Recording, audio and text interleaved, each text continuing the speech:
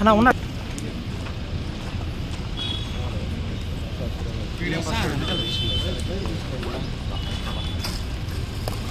Voice బయట తీసుకొస్తారా బయటకు వెళ్ళిపోతే వాళ్ళు రానిలే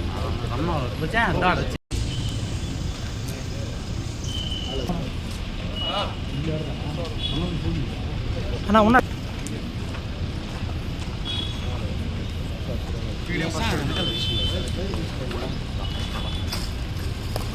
వాయిస్ బయట తీసుకొస్తారా బయటకు వెళ్ళిపోతే వాళ్ళు రానిలే just casual visit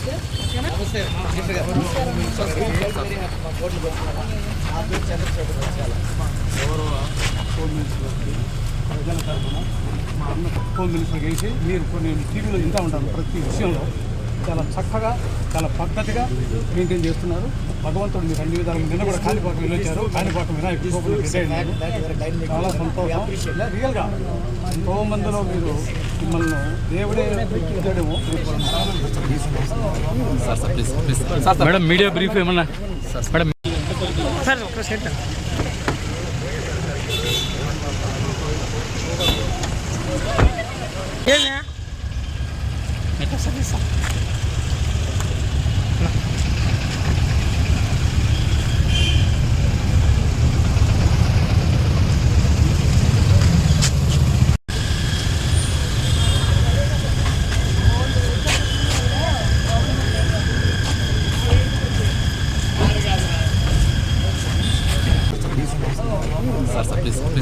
madam media brief ఏమన్నా మేడం మీడియా బ్రీఫ్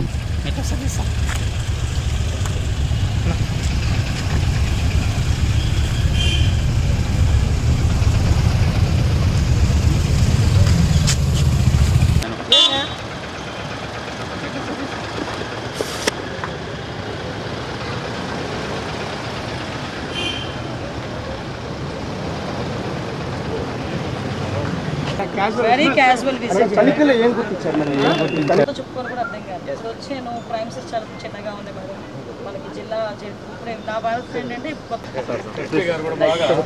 హ్యాండ్ ఓవరింగ్ ఆక్వే గారు హ్యాండ్ ఓవరింగ్ పెద్దది ఇక్కడ కూడా జైల్లో కూడా చక్కగా చేస్తున్నారు. ఏ చిన్న మిస్టేక్ ఇట్టుకోలేదు. ఉద్యోగస్తులు అందరూ కూడా చెప్తున్నారు. వచ్చిన వీళ్ళకి కూడా ఖైదీలకు కూడా. అందరికీ నమస్కారం అండి. ఈరోజు మ్యాక్సిమం నేను ఎక్కడికి వెళ్ళినా కూడా కొన్ని పోలీస్ స్టేషన్స్ కానీ సబ్ జైల్స్ కానీ అక్కడ సెంట్రల్ జైల్స్ కానీ విజిట్ చేయడం మాకు అలవాటు. దానిలో భాగంగానే ఈరోజు తిరుపతి వచ్చిన తర్వాత తిరుపతి సబ్ జైలు కూడా ఈరోజు విజిట్ చేయడం జరిగింది.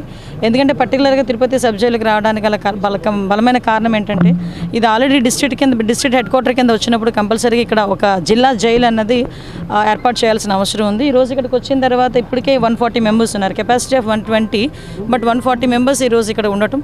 అందులోనే మనకి లేడీ ప్రిజనర్స్ కొంతమంది ఇక్కడ కూడా ఉండడం జరిగింది. అయితే వీళ్ళకి ఒక సపోర్టివ్గా కంపల్సరీగా ఒక మంచి జైలు మనం ఇక్కడ కన్స్ట్రక్ట్ చేయాల్సిన అవసరం ఉంది. దాని మీదనే ఇప్పుడు ఒకసారి అధికారులతో కూడా చర్చించడం జరిగింది. ఒకసారి కలెక్టర్ గారితో కూడా మాట్లాడి ఇన్ కేస్ అంటే ఇక్కడ కనుక కోర్టు ఎక్కడికైనా షిఫ్ట్ అయితే ఇక్కడ దీన్ని మనం ఏదైనా అలాట్మెంట్ చేయించుకోవడానికి అవుతుందా, లేదు అనుకుంటే కొత్త ప్లేస్ ఏదైనా మన అలాట్మెంట్ అయితే కనుక జైలు అక్కడ కన్స్ట్రక్ట్ చేస్తే కనుక జిల్లా జైలు అవసరం కాబట్టి ఈరోజు అదొకటి చూసాం.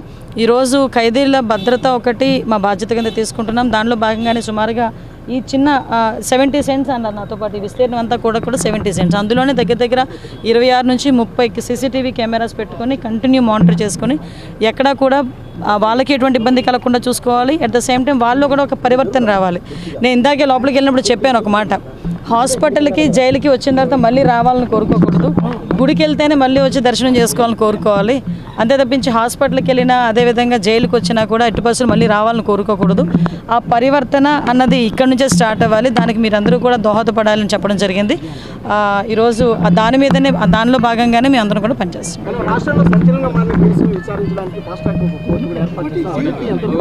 యాక్చువల్గా ఇప్పుడు ఏదైనా సంచలనమైన కేసులు ఉన్నాయనుకోండి, దానికి ఆల్రెడీ ఫాస్ట్ ట్రాక్ కోర్ట్స్ ఉన్నాయి.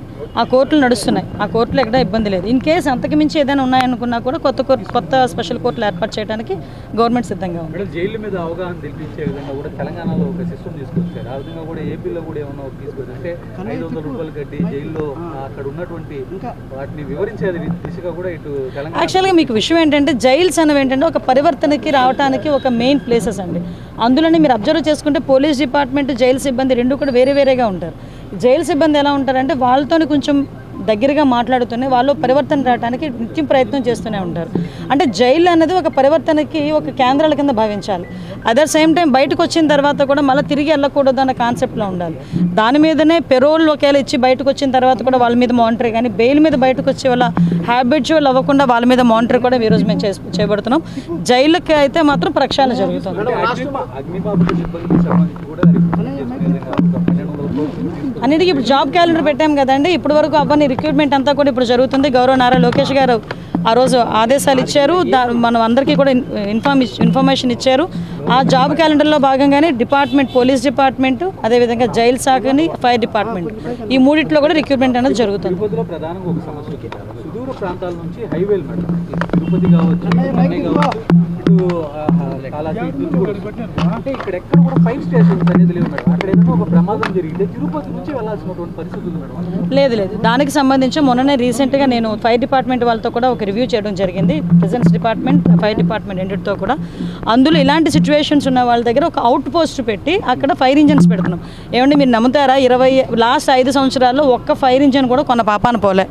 కానీ మేము వచ్చిన తర్వాత 270 కోట్ల రూపాయలు పెట్టి ఒక్క ఫైర్ డిపార్ట్మెంట్లోనే ఈ ఫైర్ టెండర్స్ కానీ, ఆ ఎక్విప్మెంట్ కానీ అన్నీ కూడా మేము పర్చేస్ చేసుకుంటున్నాం. మొన్న మొదటి విడతలో భాగంగా వచ్చిన ఫైర్ ఇంజన్స్ అని గౌరవ ముఖ్యమంత్రి గారే ప్రారంభం చేశారు. కాబట్టి ఎక్కడా కూడా ఫైర్ ఇంజన్స్ కానీ, ఫైర్ టెండర్ వెహికల్స్ కానీ లేవు అనడానికి లేదు. అవుట్ పోస్టులు పెట్టైనా జనాలకు ఇబ్బంది లేకుండా చూసుకునే బాధ్యత అయితే తీసుకుంటాం. Thank you.